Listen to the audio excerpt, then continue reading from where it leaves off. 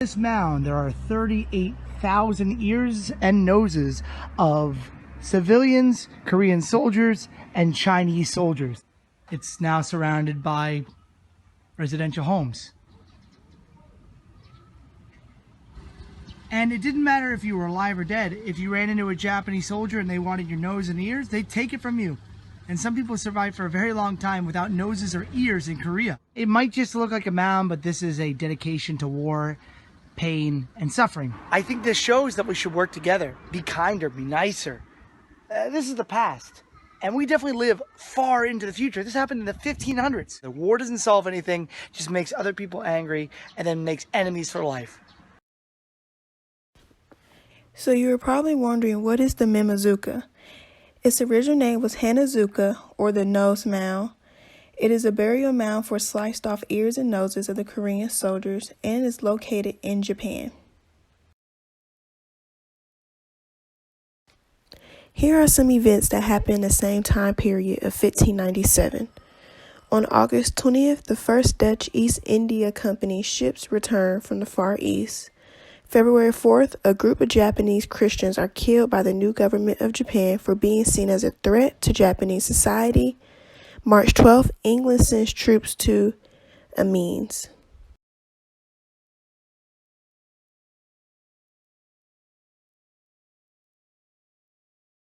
Who is Toyotomi Hideyoshi? He was a Japanese politician. He rose as a peasant background as a retainer of the prominent Lord Oda to become one of the most powerful men in Japan. He had no given surname, and his child-given name was Hideyoshi Maru. He left an influential and lasting legacy in Japan, including the Osaka Castle and the Tokugawa class system. Many legends describe him being sent to study at a temple as a young man, but he rejected temple life and went in search of adventure. A few of his invasions included: he launched his armies against Korea in 1592. He mobilized an army of 225,000 men for an invasion of Korea in the spring of 1592. His plan was nothing less than to conquer Ming China, and he amassed a huge fighting force, which consisted of 158,000 warriors. What's good, everybody? My name is Corey, and I'll be talking about the causes of Mimizuka Hill. What you see on the slide is a brief summary of what I will say. So, the cause of Mimizuka Hill is the Japanese invasions of Korea.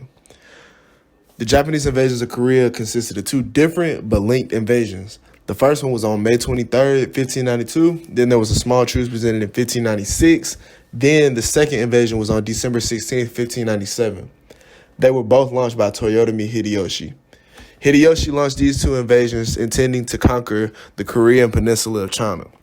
While great progress was made, it came to a point where the Japanese could no longer advance further. This resulted in the Japanese withdrawing their troops in 1598. These invasions are the reason that the Mimizuka Hill Monument is dedicated to the ears and noses of slain Korean troops and civilians, as well as Ming Chinese troops. While doing my research, it didn't really say if there was an outcome or anything, but it says the Japanese forces retreated back to their homeland with their hopes of conquering China squashed. However, the distance from Korea to Japan and the number of slaughtered enemies made it impractical to collect heads, and Japanese soldiers instead opt to take ears and noses off those killed in battle. These were pickled in brine and sent back to Mimizuka. Who/what are the Atro cities? They are acts of wartime violence whose cruelty or brutality exceeds martial necessity.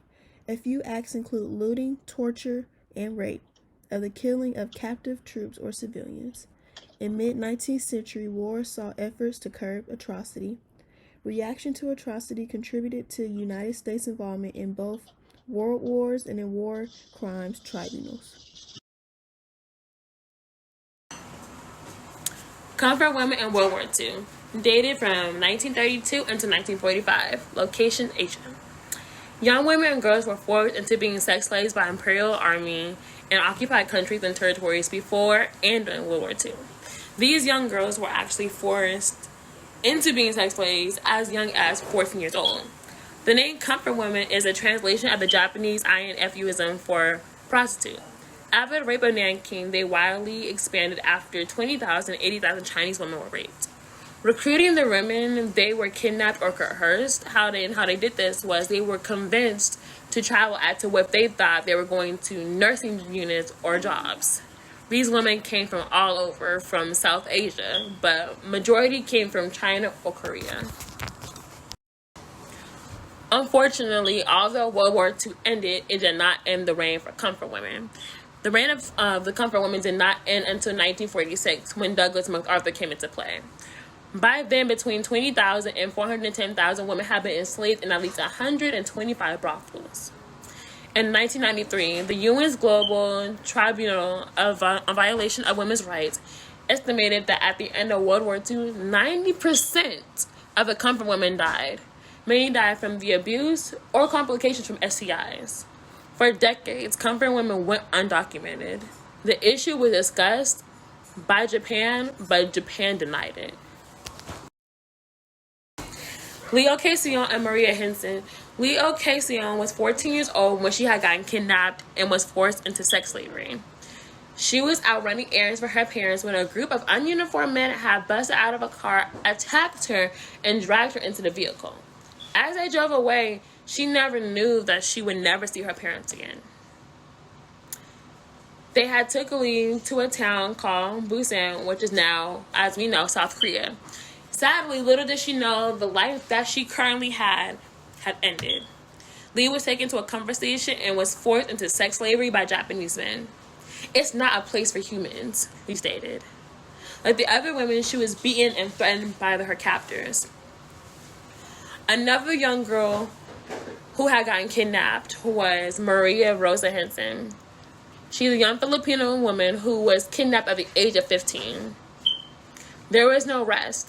They had sex with me every minute, she stated. When Marie was 15, they had taken her to Japanese headquarters where she was forced into being a comfort woman. China and Japan has a long history of feuding and animosity. One of the first representations of this feud is the First Sino-Japanese War. Prior to the war, both China and Japan wanted supremacy in Korea. Due to Korea's location, it made it a great center for trade. However, Japan had more motives for wanting Korea. Japan wanted Korea for its strategic location next to its islands, as well as for its natural resources of iron and coal. This battle for supremacy in Korea was first avoided by the Lee-Ito Convention, but unfortunately was inevitable after the Chinese assassination of pro-Japanese Korean leader Kim Il-sung. Thankfully, the Treaty of Shimonoseki ended the war after China's defeat. Another event that instigated Chinese animosity towards Japan was the invasion of Manchuria and establishment of Manchukuo. Japan gained control of Manchuria initially through the 21 Demands. The 21 Demands describe the claims by the Japanese government to special privileges during World War I. In these demands, they gained access to harbors, bays, and islands along China's coast. They also gained control of Chinese financial, political, and police affairs. This increased anti-Japanese feelings. The Second Sino-Japanese War was the war fought between Japan and China before and during World War II from 1937 to 1945. The war was caused by Chinese resistance to the expansion of Japanese influence in its territory. This war can be identified in three phases. First, the Japanese advancement until the end of 1938. Second, a virtual stalemate until 1944. And finally, the Allied counterattack that brought about Japan's surrender.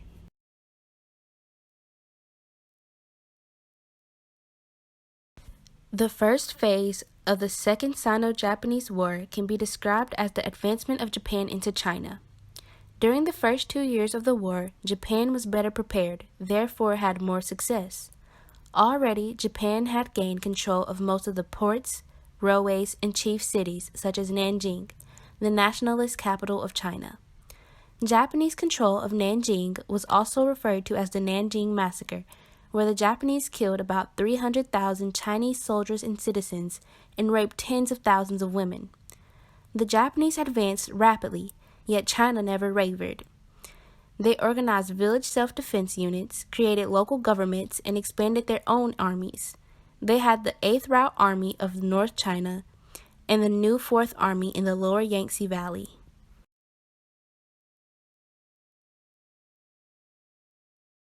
Phase 2 of the Second Sino-Japanese War can be referred to as the stalemate phase. During this time, Japan tried to blockade China. They blocked many railways and ports, making it hard for China to contact with its allies. This period in the war is called the stalemate phase because both countries had so many other things to worry about, they didn't really pay mind to the war. In nationalist China, they suffered from social and economic problems.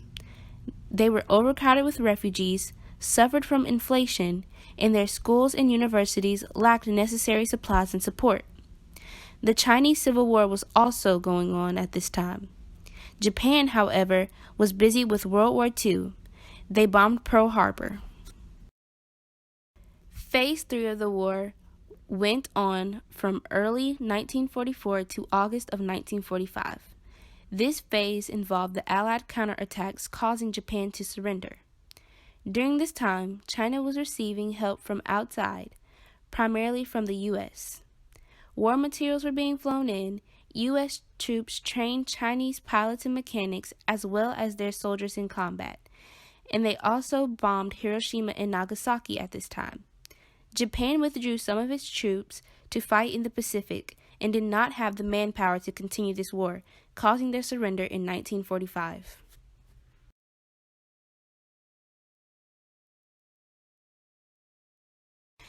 More information about Japan and China's relationship includes their trouble in Olympics. Due to animosity between the two, there was tension in the air. China has also influenced Japan with their writing system, architecture, culture, religion, philosophy, and law. The relationship between China and Japan has been strained at times by Japan's refusal to acknowledge its wartime past to the satisfaction of China. The economic relationship between China and Japan started a long time ago when China started to import industrial goods to build its manufacturing infrastructure. After all of that, we believe that it is important for you to understand location. Where the arrow is pointing, that is the U.S. The black circle is China, the pink rectangle is Korea, and the red circle is Japan. All of these locations play an important role in describing Mimizuka Hill, comfort women, and China and Japan's relationship.